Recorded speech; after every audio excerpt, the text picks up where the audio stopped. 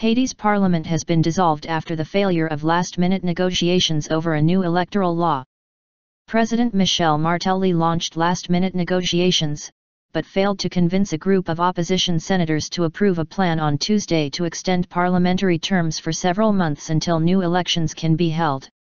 Haiti has not held legislative or municipal elections for 3 years, and the lack of a working parliament effectively leaves Martelly to rule by decree. On Tuesday, the United Nations Core Group, which includes countries working closely with Haiti, such as the United States, Brazil, Canada, and the European Union, issued a statement saying it deplores the fact that the Haitian parliament has become dysfunctional, while offering its support for Martelly.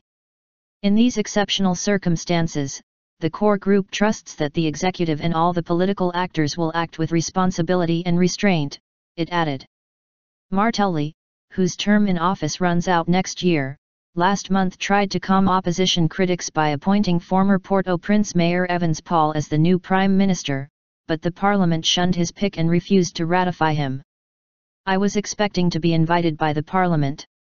It did not happen, but it's not me who refused to introduce myself," Paul said in an interview.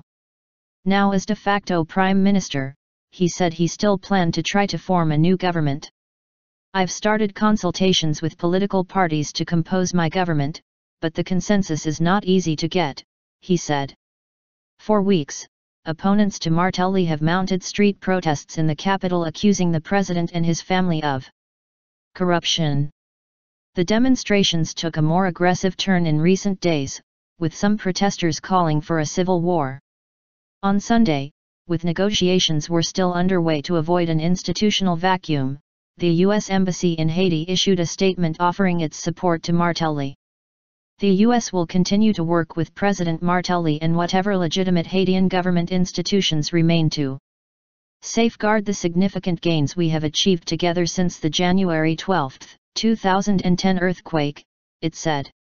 In a weekend interview with the Thomson Reuters Foundation, Paul said he had to work on securing the trust of the international community. "It's not easy because the crisis of confidence is based on a tradition of people not keeping to their word.